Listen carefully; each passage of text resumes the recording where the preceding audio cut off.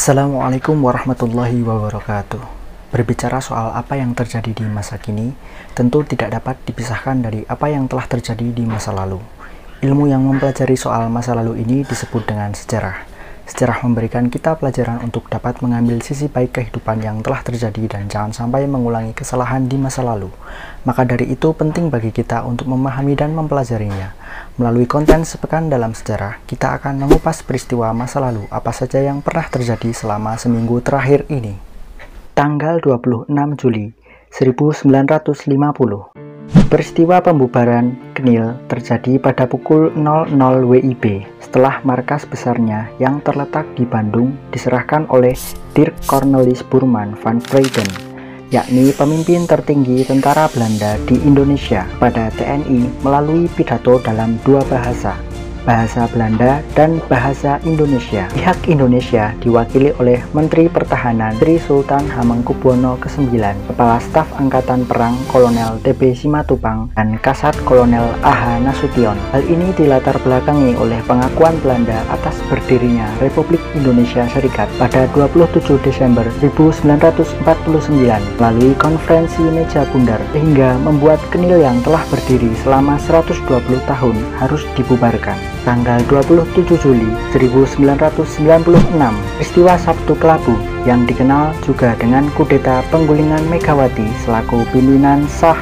PDI hasil Munas 1993 di Jakarta yang terjadi di kantor PDI di Jalan Diponegoro, Jakarta Pusat. Massa penyerbu berasal dari kubu Suryadi yang telah disahkan oleh pemerintah setelah melalui KLB 1996 di Medan. Peristiwa ini dipicu oleh dualisme partai dan absennya Megawati dalam proses penetapan ketua hasil KLB Medan 1996. Kudeta ini dikenal masyarakat dengan sebutan Kuda Tuli, kerusuhan 27 Juli. Berdasarkan catatan Komnas HAM, kericuan ini memakan korban sebanyak 5 orang tewas, 149 luka, serta 23 orang yang hilang.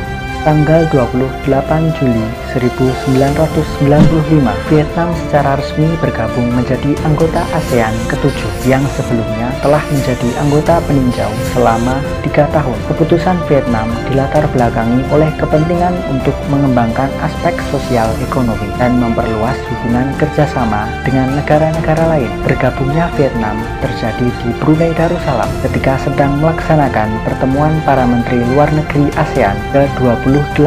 Tanggal 29 Juli 1947, peristiwa pengeboman markas Belanda di Semarang, Salatiga, dan Ambarawa pada pukul 5 pagi. Serangan udara ini merupakan operasi udara pertama kali, akhirnya diperingati sebagai Hari Bakti TNI AU untuk mengenang jasa para prajurit.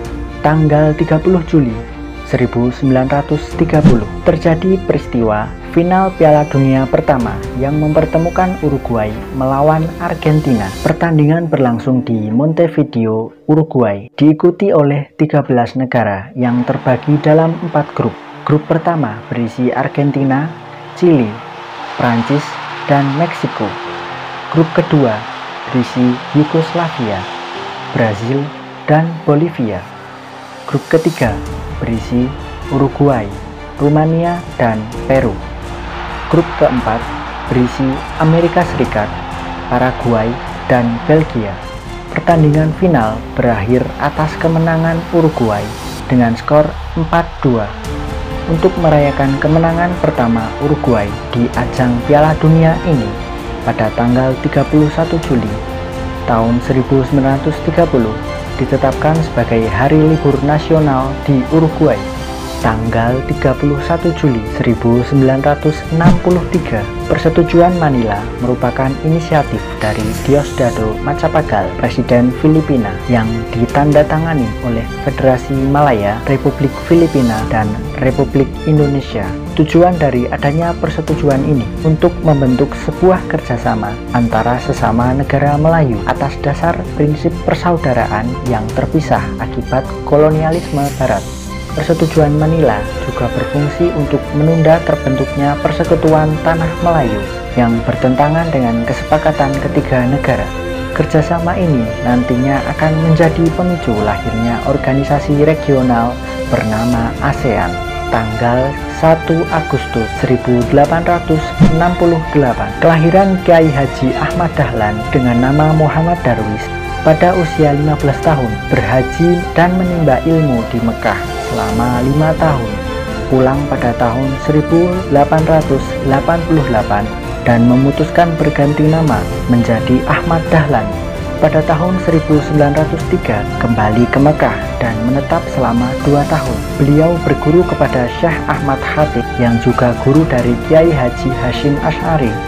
Beliau meninggal pada 23 Februari 1923 dan dimakamkan di Pemakaman Karangkajen, Yogyakarta. Terima kasih telah menyaksikan video ini. Sampai jumpa di lain kesempatan. Wassalamualaikum warahmatullahi wabarakatuh.